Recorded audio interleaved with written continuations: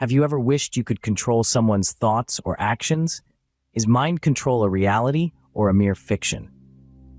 Welcome to a journey into the world of mind control, a concept that has captured our collective imagination in countless ways. From the pages of comic books to the screens of Hollywood blockbusters, mind control has been a staple of popular culture.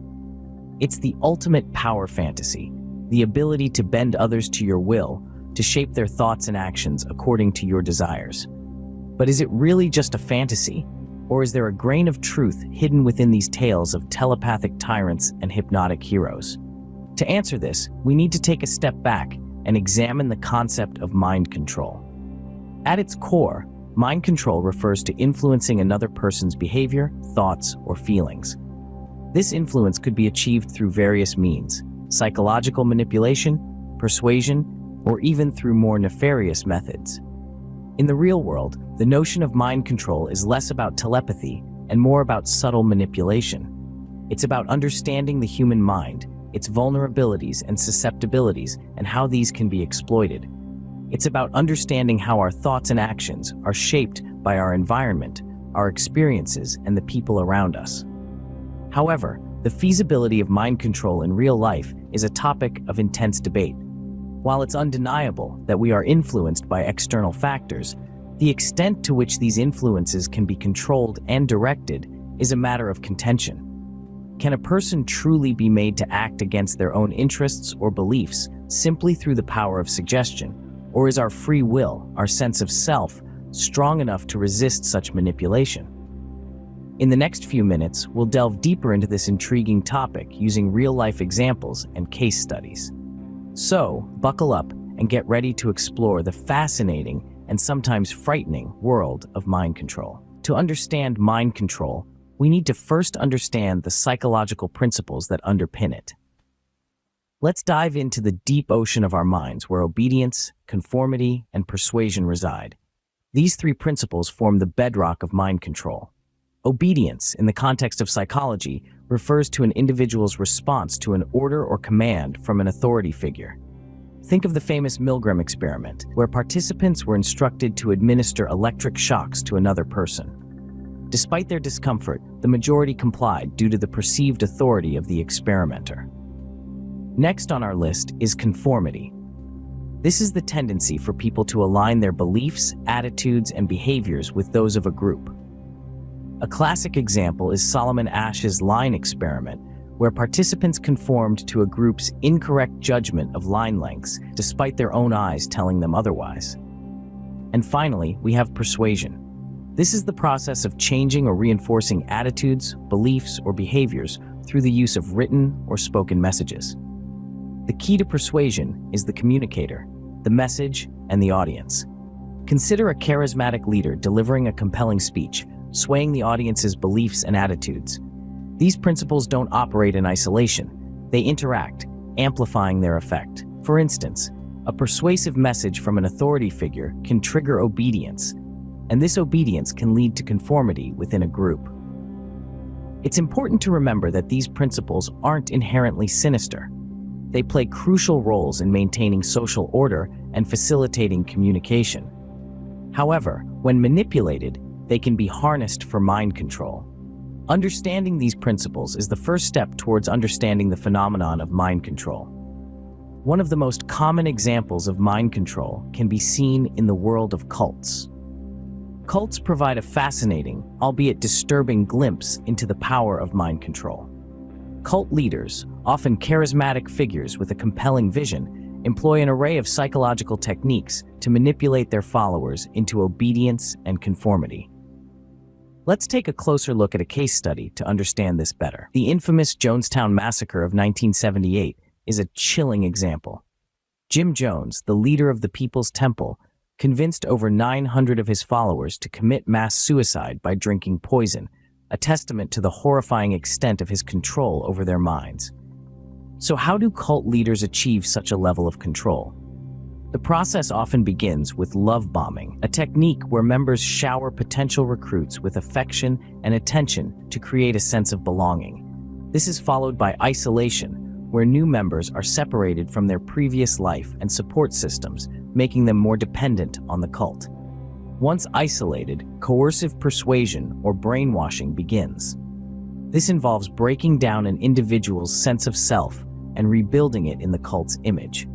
It includes control of information, where leaders determine what members know, don't know, and how they should interpret the world around them. Another technique is the use of fear and guilt. Leaders maintain control by creating a constant state of anxiety, making members feel that leaving the cult or questioning its beliefs would lead to dire consequences. Finally, the technique of charismatic leadership is crucial. Cult leaders often present themselves as special beings with unique insight or powers, fostering a sense of awe and unquestioning obedience among their followers. This case study of Jonestown isn't unique. Across the globe and throughout history, similar techniques have been used by cult leaders to manipulate and control their followers, demonstrating the terrifying power of mind control. This example illustrates how mind control can be used to manipulate and control individuals in real-life situations. Persuasion is a powerful tool that can be used to influence thoughts and actions, and it is within this realm of persuasion where the art of mind control subtly thrives. So what are the principles of persuasion that can be harnessed to influence others? Let's break them down. Firstly, there's the principle of reciprocity. This principle suggests that people are more likely to give something when they receive something. For instance, if you've ever felt obliged to invite someone to your party because they invited you to theirs, you've experienced the principle of reciprocity in action. Next is the principle of commitment and consistency. Once we make a choice or take a stand, we feel pressure to act consistently with that commitment. This is why salespeople often start off with small requests before making larger ones. The principle of social proof is another powerful persuader. Basically, it suggests that people are more likely to do something if they see others doing it. Think about how you might be more inclined to try a restaurant if it's bustling with people. The principle of authority also plays a significant role. People tend to obey authority figures, even if they are asked to perform objectionable acts. This was famously demonstrated in Stanley Milgram's obedience experiments. Then there's the principle of liking. We are more likely to be persuaded by people we like or find attractive. This is why companies often use celebrities in their advertisements. Finally, there's the principle of scarcity. People want more of those things there are less of. This is why limited time offers are so effective. In essence, these principles illustrate how persuasion works to influence our thoughts and actions. Each principle taps into a fundamental aspect of human behavior, making us more susceptible to suggestion and influence. However, it's important to remember that the power of persuasion can be used both positively and negatively. It can help motivate change for the better, but it can also be utilized to manipulate and control. Persuasion is a subtle form of mind control, influencing our thoughts and actions in ways we often don't realize. While mind control is a fascinating topic, it also raises important ethical questions. Indeed, the concept of mind control itself is a double-edged sword. On one hand, it represents an intriguing exploration into the human psyche. On the other, it opens a Pandora's box of ethical implications that cannot be ignored. Consider for a moment the concept of personal freedom.